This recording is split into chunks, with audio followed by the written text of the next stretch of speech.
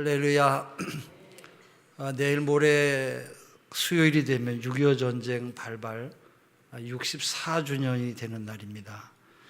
64년 전 1950년 6월 25일 그날도 주일이었는데, 안타깝게도 북한은 남한을 적화하기 위해서 선전포고도 없이 소련제 탱크를 몰고 남침을 감행했습니다. 우리나라는 풍전등화처럼 바람에 흩날리는 촛불처럼 그대로 끝장날 판이었는데, 하나님께서 도우시고 간섭하셔서 이만큼 자유롭게 신앙생활하고 이만큼이라도 자유생활을 하며 자유하늘 아래서 복된 삶을 누리며 행복한 삶을 살게 된 것이 하나님의 큰 은혜요 축복인 줄로 믿습니다. 그러나 우리가 꼭 기억해야 될 것은 64년 전에 일어났던 이 날을 잊지 말고 우리가 기억해야 될 것이에요. 사람들은 아프고 고통스러운 것은 다 잊어버리려고 하는데, 잊어버린다고 해서 될 일은 아닙니다. 성경에 뭐라고 말씀하십니까?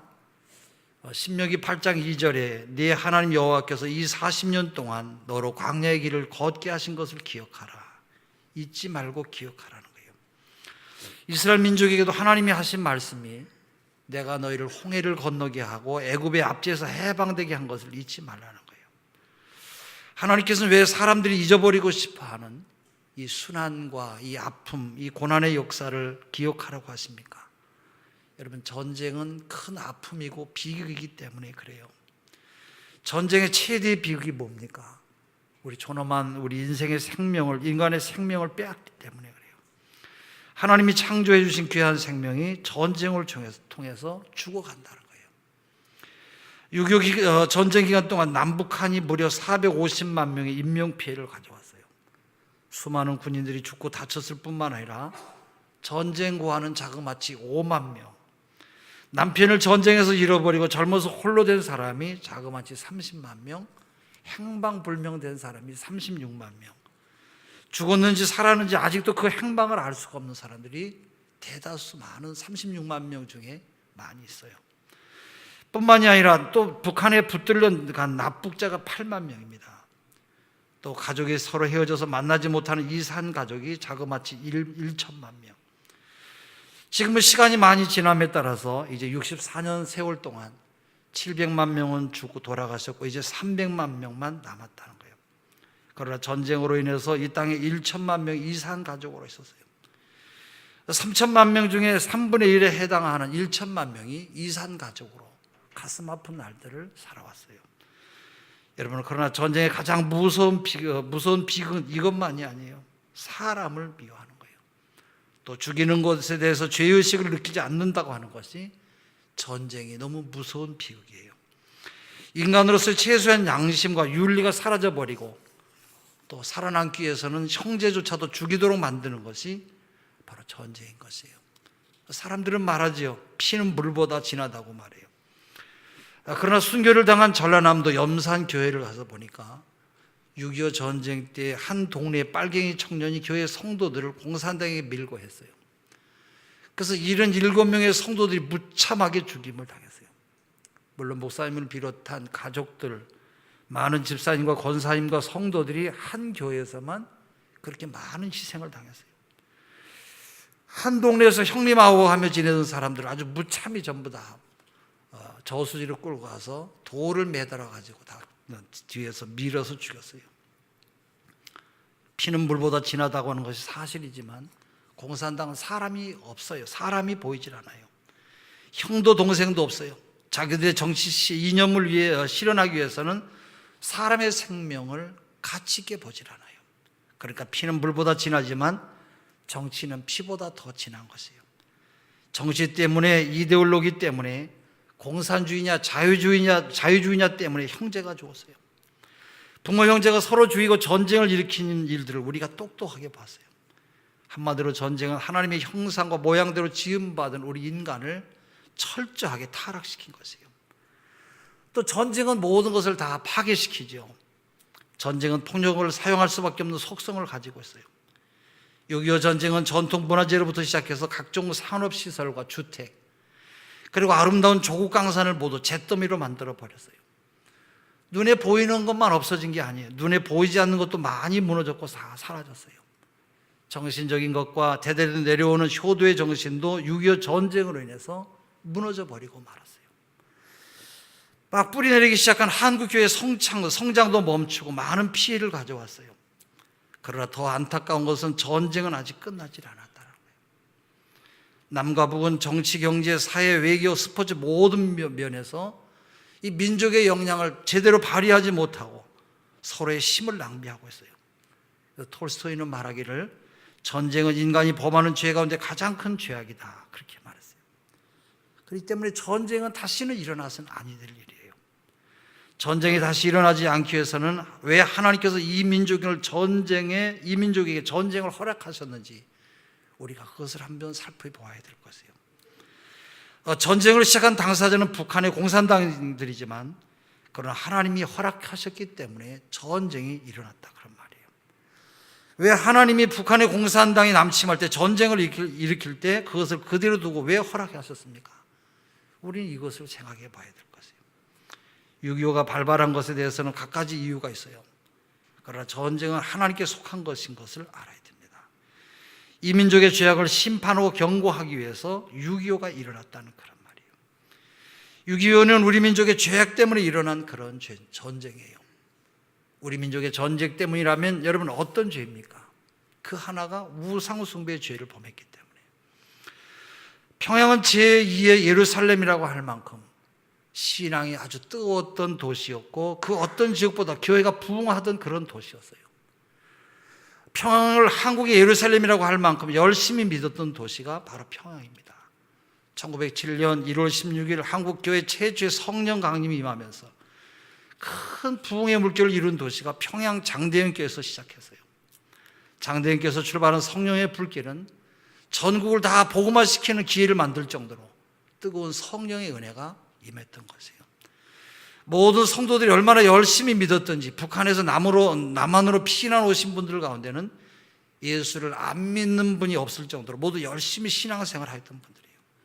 그러나 일본 제국의 잔혹한 우상 숭배와 철저한 신앙의 박해는 마침내 신앙을 떠나서 그들이 하라는 대로 시키는 대로 굴복하기 시작했어요.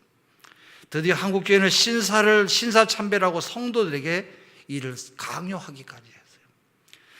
또한 교회 예배 시간을 알리는 종을 띄워서 일본의 전쟁 무기를 만드는데 헌납하기도 했어요.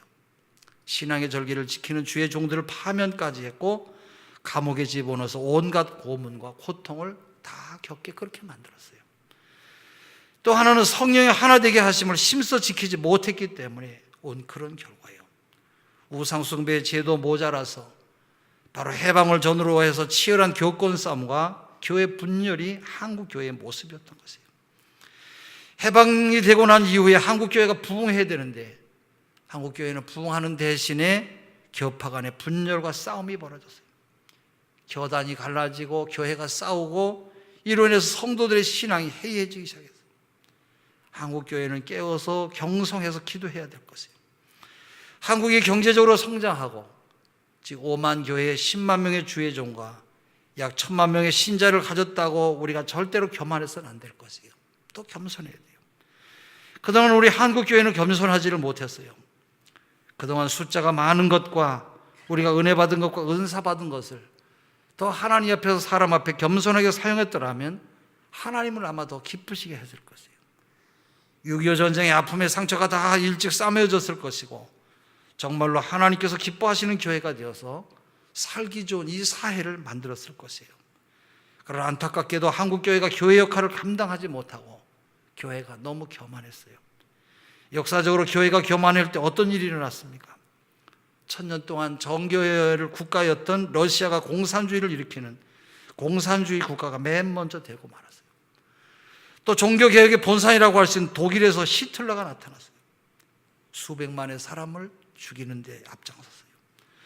또 교황청에 있는 이태리에서 독재자 무솔로니가 나타났어요.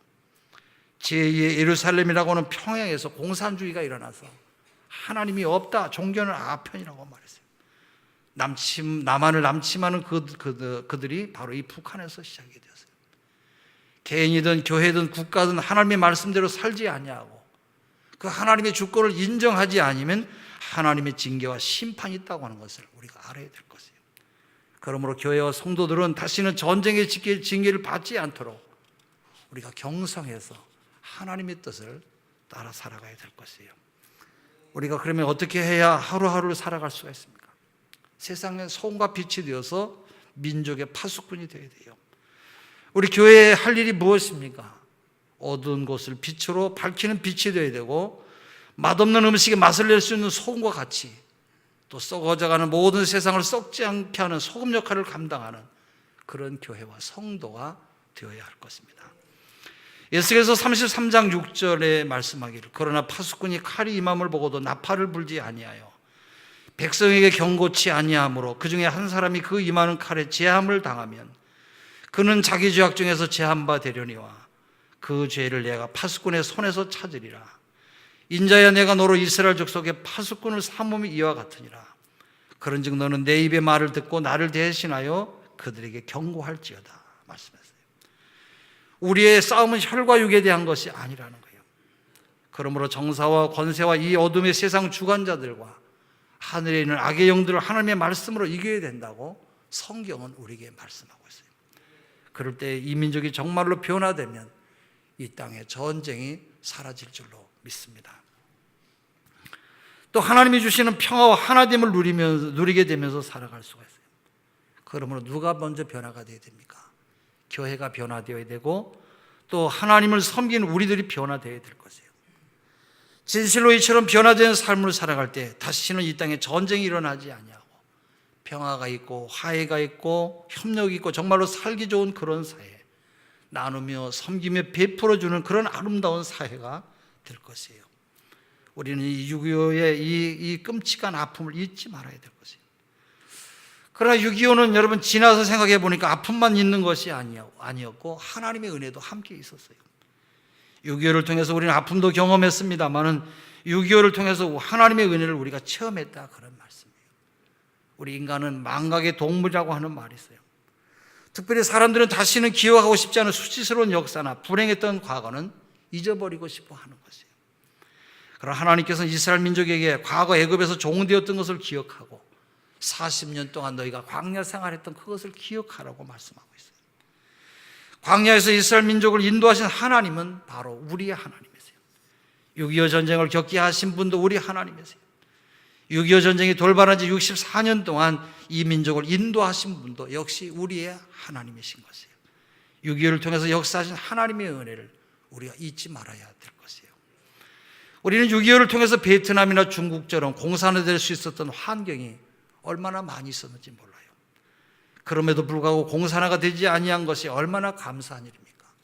베트남이 공산화되고 중국이 공산화되고 라오스가 공산화되었고 전쟁이 있었던 국가마다 공산국가가 되어서 공산치하에서 수많은 어려움을 겪었어요. 그러나 그러한 환경 가운데서도 우리 민족이 공산화되지 아니한 것, 우리 하나님의 절대적인 은혜요, 하나님의 능력인 것이에요. 하나님께서 이 민족을 사랑하셔서 6.25 전쟁에 당시에 파병할 수 없었던 유엔군을 보내주셨어요. 북한이 남한을 침략했을 때 이 작은 일에 일어난 전쟁을 위해서 유엔군이 파병되었다고 하는 것은 하나님의 은혜가 아니고서는 있을 수가 없는 그런 일이에요. 유엔에서 거부권을 행사할 수 있는 소련이 한번 안 됩니다 그렇게 거부했더라면 절대로 유엔군이 파병이 될 수가 없어요. 근데 한국 전쟁에 유엔군을 파병해 놓은 결혼 시간에 소련 대표가 참석을 하지 못해요. 왜 그랬냐? 들려오는 말들은 여러 가지가 있는데 소련의 대표가 화장실 간 사이에 투표가 진행되어서 못했다고 하는 그런 말도 있어요. 또 갑자기 자동차가 고장이 나서 늦게 가서 보니까 벌써 결의를 끝냈다고 하는 그런 말도 있어요. 또 대사가 술을 먹고 유엔 대사가 늦게 힘이 들어서 못 갔더니 끝이 났다고 하는 그런 이야기도 있어요. 어쨌든지 여러분 유엔군 16개국의 나라에서 한국전쟁에 참여해 주므로 이 남한만이라도 자유를 찾아서 이처럼 우리가 신앙생활을 잘하게 된 것 정말로 하나님의 크신 은혜인 줄로 믿습니다. 한국교회를 사랑하기 때문에 우리 한국 교인들을 들어서 세계 만방의 마지막 때에 선교의 사명을 감당하시려고 하나님께서 역사하신 것이에요. 믿으시기를 바랍니다. 그렇다면 어떤 사람은 하나님께서 이왕 이 은혜를 베풀어 주시려면 전쟁이 없도록 해야 되지 않느냐, 이렇게 반문하는 사람도 있어요. 그러나 6.25는 자녀를 사랑하시는 하나님 아버지의 회초리라고 생각해야 될 것이에요. 사무엘하 7장 14절에 나는 그 아버지가 되고 그는 내 아들이 되리니 저가 만일 죄를 범하면 내가 사람 막대기와 인생 채찍으로 징계하려니와. 그러므로 우리는 6.25를 맞이할 때마다 자녀들에게 지난날의 잘못을 이야기해주고 하나님의 사랑과 공의를 가르쳐야 될 것이에요. 그러므로 6.25는 우리 민족이 잘못 사니까, 우리 한국교회가 잘못하니까 하나님께서 더 잘하라고, 하나님 말씀으로 돌아오라고 채찍을 때렸다, 그런 말이에요. 여러분, 우리를 죽지 않냐고 깨달을 만큼의 채찍인 것이에요. 부모가 자식에게 때리는 채찍은 죽으라고 때리는 채찍이 아니에요. 부모가 자식을 때릴 때 잘 되라고 버릇 좀 고쳐주기 위해서 잘 살라고 채찍을 드는 것이에요. 그 6.25 전쟁을 왜 하나님이 허락하셨느냐? 사랑하는 자녀를 채찍을 들어서 깨닫고 바르게 살라고 해주신 하나님의 징계요, 훈계인 것이에요. 고난의 역사를 기억하면 그때 잘못을 반복하지 않을 것이에요. 여러분, 역사는 계속해서 반복이 되는 것이지요. 과거의 역사를 배우는 민족은 똑같은 잘못을 계속해서 반복하고 또 반복하지만은 고난을 겪은 사람은 다시는 그런 삶을 살려고 여러분 그렇게 하질 않아요. 그러나 6.25와 같은 고난을 경험해 보지 않은 젊은 세대들 가운데는 공산주의의 위험과 전쟁의 고통을 모르기 때문에 지금도 공공연히 북한과 공산주의를 찬양하기도 하는 것, 매우 슬픈 일이에요. 또 일부 운동권이나 종북 세력들은 지금도 수시로 북한을 찬양하고, 심지어 세월호가 침몰한 거 차게 된 것도 박근혜 정부가 정치를 너무 못하니까 자기들이 이런 끔찍한 일을 행함으로 자기들의 어떤 정치적인 발로를 이렇게 이끌어 나가기 위해서 했다고 하는 그런 일로 선동을 하고 있어요. 여러분, 이것은 그동안 우리나라 정치가, 여러분, 정치권이 역사를 사실 그대로 보여주지 않고 감추고 왜곡했기 때문에 아마 그러한 세력들이 나타날 것이에요. 뿐만이 아니라 부모들이 자녀에게 아픔과 고통을 잘 교육해 주지 못했기 때문에 그런 것이에요. 6.25 전쟁은 이런 전쟁이었다, 이런 아픔이 있었고 이런 고통이 있었다고 하는 것을 가르쳐 줘야 되고, 또 이런 하나님의 채찍이 있었다고 하는 것을 신앙적인 면에서도 가르쳐야 됐을 것이에요. 부모가 자식에게, 선생님이 제자들에게, 어른들이 후배들에게 바르게 가르쳐 주었다면, 부모에게, 여러분 부하에게 바르게 가르쳐 주었다면 그런 일들은 일어나질 않았을 것이에요. 역사를 사실대로 가르치고 또 역사의 현장을 복원하고 북한을 똑바로 알도록 해주는 것이 필요한 것이에요. 그러나 하나님께서는 합력해서 선을 이루셨어요.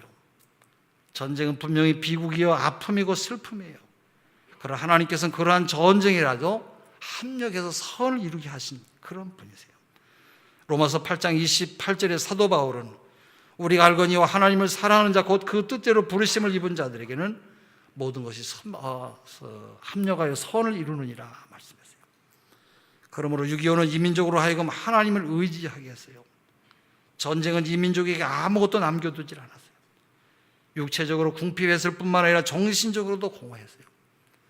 그동안 사람들이 의지하던 각종 우상과 더러운 영들이 헛되고 헛된 것이라는 것을 깨닫게 했어요. 하나님께서는 전쟁이라고 하는 고난을 통해서 이 민족에게 참된 평화와 안식을 주는 이 복음에 순종하게 하셨어요. 그래서 예수를 믿는 사람이 예수님께 돌아왔어요. 불신자가 예수님을 믿고 구원받는 수가 더 많아졌어요. 복음을 떠났던 사람들이 모두가 다 복음으로 돌아왔어요. 시편 119편 71절에 고난당한 것이 내게 유익이라, 이로 인하여 내가 주의 율례를 배우게 되었나이다.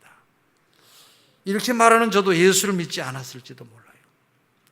우리는 아버지가 돌아가시면서 천국에서 만납시다, 그리고 32살에 돌아가셨는데, 저는 9월 달에 출생하고 우리 아버지는 4월에 돌아가셨으니까 그 이듬해 아버지의 얼굴을 기억할 수가 없어요. 우리 가족은 원래는 교회를 다니지 않았다 그래요. 근데 아버지가 아파서 고생을 하시니까 옆집에 예수 믿는 아주머니 한 분이 오셔서 기도도 해주시고 예수를 믿으라고 전도를 했었어요. 그래서 아버지가 예수를 영접하고 병중에 계셨는데, 아버지가 돌아가시는 날 우리 어머니가 꿈속에서 보니까 아버지가 하얀 옷을 입고 하늘로 올라가시면서 손을 흔들면서 천국에서 만납시다. 그리고 올라가시더래요.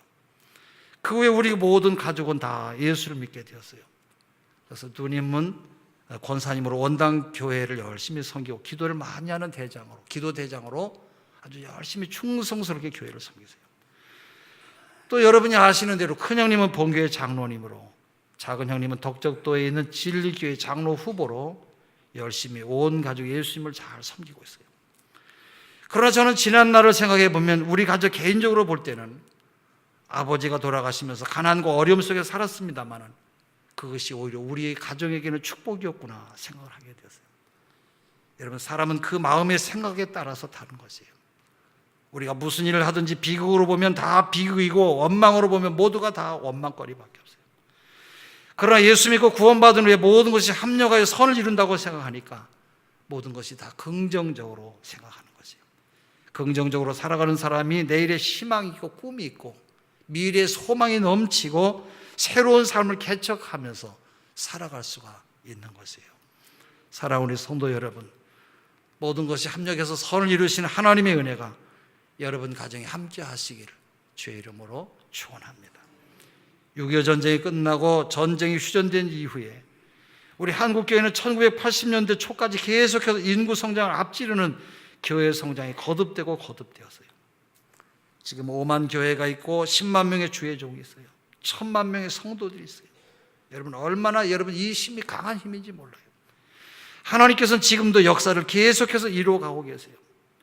만약 우리들이 하나님이 아닌 다른 것에 의지한다고 한다면 우리들 가운데 고난을 허락하셔서 철저하게 하나님만 의지하도록 만드실 것이에요. 그러므로 우리는 오직 누구만 바라봐야 되느냐? 바로 십자가의 위에 계신 예수님만 바라봐야 될 것이에요. 우리가 오직 하나님만 섬기고 살아가면 우리의 신앙이 회복되고 우리가 변질되지 않냐. 하나님 중심으로, 십자가 중심으로, 교회 중심으로 살아가면 우리의 영혼이 잘 되게 하시고 범사가 형통하며 생명을 얻되 풍성한 삶을 허락해 주실 줄로 믿습니다. 또 하나님께서는 어떤 고난도 이길 수 있는 희망을 주셨어요.